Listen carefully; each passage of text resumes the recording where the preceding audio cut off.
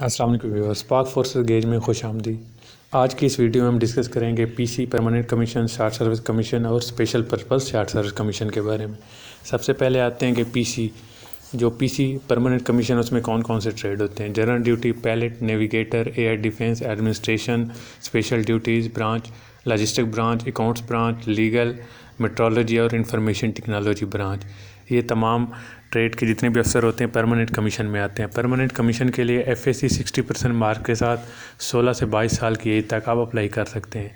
Permanent commission क्या होता है? परमानेंट कमीशन में ये है कि जब आप कमीशन हासिल करते हैं तो उसके बाद आपको 20 साल, 23 साल और 25 साल 3 कैटेगरी में आपको सर्विस का ऑफ़र होती है कि आप इसमें सर्विस कर सकते हैं with full benefit, pension 100%, salary 100%, allowances, ये सारी चीज़ें 100% इसमें मिलती हैं।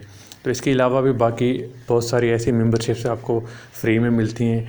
हाउसिंग स्कीम होती हैं जो बाकी ऑफिसर्स की होती हैं, उसमें ये सिर्फ आपको परमानेंट कमीशन में इसकी अलॉटमेंट होती है। तो इस पे ये तमाम ट्रेड जितने भी होते हैं इनको 100% सैलरी मिलती है और सबसे ज़्यादा जो हाईली पेड है वो परमानेंट कमीशन ही होता है एयरफोर्स में। तो इसके बाद दूसरा ये है कि हमारे पास जितने भी रैंक्स आते हैं प्रमोशन में, ये भी परमानेंट कमीशन के ही होते हैं जो चीफ़ ऑफ एयर स्टाफ तक पहुंचते हैं। तो इसके अलावा जो बाकी ट्रेड के या बाकी कमीशन है उसमें ज़्यादा से ज़्यादा वो ग्रुप कैप्टन, विंग कमांडर या मैक्सिमम एयर कमोडोर तक पहुंच जाते हैं, इससे ज़्यादा नहीं जाते। लेकिन परमानेंट कमीशन के एयर चीफ़, यानी कि एयर चीफ मार्शल, एसीएम, जो सीएस होता है, चीफ़ ऑफ एयर स्टाफ होता है, वहाँ तक इनकी प्रमोशन होती है परमानेंट कमीशन वालों की। तो इसलिए इसका क्राइटेरिया थोड़ा सा सख्त रखा गया है। मेडिकल, आईएसएस भी इस पे तमाम ज़्यादा फोकस किया जाता है। इस वजह से इसमें अप्लाई करने से पहले सोचें कि आपके पास 100% आपने देना है अपना। इस पर जितने भी आपने तैयारी करनी है, टेस्ट से लेके इंटरव्यू तक तमाम 100% होनी चाहिए। दूसरा आता है एसएससी, शॉर्ट सर्विस कमीशन। तो इसमें एडमिनिस्ट्रेशन है, special branch, logistic, accounts, legal, metrology, information technology, engineering branch. इनके तकरीबन ये सेम ब्रांचेज है जो पीसी में भी हैं। तो ये सेम ब्रांचें हैं लेकिन इनके कमीशन का फ़र्क होगा।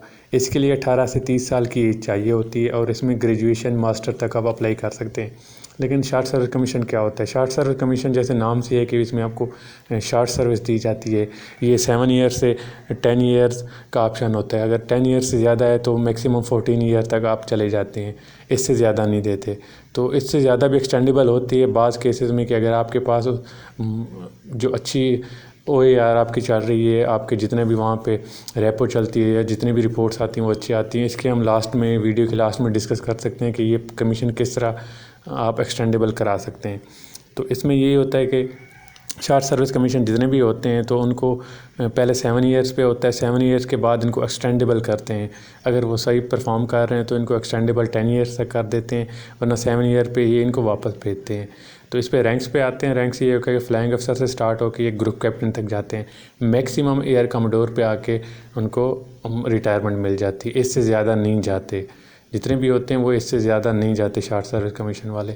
तो इससे ये बात कर रहे थे 7 ईयर पे अगर आपकी सेटिस्फाई है आपकी सर्विस से तो आपको 10 ईयर्स तक करेंगे। फिर अगर 10 ईयर्स पे 3 साल बाद आपको दोबारा एक्सटेंडेबल करेंगे 14 ईयर तक, और 14 ईयर के बाद जितना भी होगा 1 साल, 2 साल या मैक्सिमम 14 ईयर पे ही रिटायरमेंट दे जाते हैं। तो special purpose short service commission में ये होता है कि ख़ास मकसद के लिए आप, जैसे नाम से मालूम है, एजुकेशन हो गया, इंजीनियरिंग हो गया और जनरल ड्यूटी, मेडिकल ऑफिसर हो गया, चाइल्ड स्पेशल, जितने भी मेडिकल के हैं वो तमाम स्पेशल पर्पज़ में आते हैं। स्पेशल पर्पज़ में क्या होता है? स्पेशल पर्पज़ में जो जितने भी डॉक्टर्स भर्ती करते हैं या एजुकेशन में लेक्चरार होते हैं या इंजीनियरिंग में कुछ ख़ास इनको स्पेशल पर्पज़ दिया जाता है, वो 3 to 4 ईयर्स तक का दिया जाता है, मैक्सिमम 7 ईयर्स तक।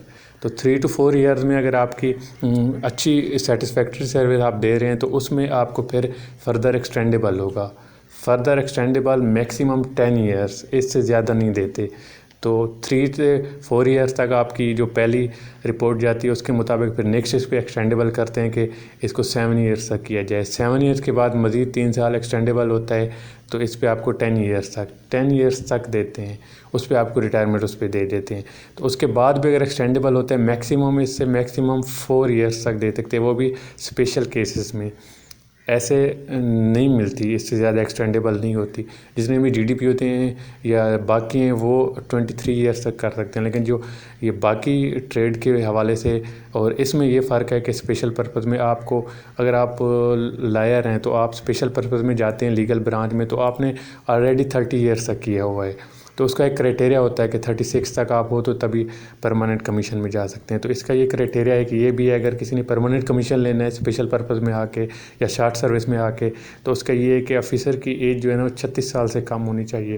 तो साफ ज़ाहिर है जिस बंदे ने 30 साल में ज्वाइन किया वो 36 साल से पहले तो उसकी इतनी सर्विस नहीं हो सकती। तो नीचे जो पैरा आया है उसमें होता है कि उसकी 10 ईयर्स की सर्विस होनी चाहिए, कंप्लीशन होनी चाहिए। जो 30 में भर्ती हो रहा है तो वो 36 तक क्राइटेरिया पूरा नहीं कर सकता, वो PC में नहीं जा सकता परमानेंट कमीशन में। जो बाकी हैं शार्ट सर्विस वाले, वो अगर 10 ईयर सर्विस करके सेटिस्फैक्ट्री हैं और उनके तमाम जो OER और हाई एवरेज पे जा रहे हैं विदाउट एडवर्स रिमार्क्स के, जो इनकी सालाना रिपोर्ट जाती है उसमें कोई इशू नहीं है, वो कोई रेड एंट्री नहीं है, कुछ नहीं है, तो वो परमानेंट कमीशन में जा सकते हैं। ये सर्विस में इन होने के बाद के प्रोसीजर है। वीडियो अच्छी लगी हो तो चैनल को सब्सक्राइब कीजिए। ऐसी बहुत सारी वीडियो बना रहा हूँ जो इंशाल्लाह अपलोड हो जाएंगे जल्द। अपना ख्याल रखिएगा।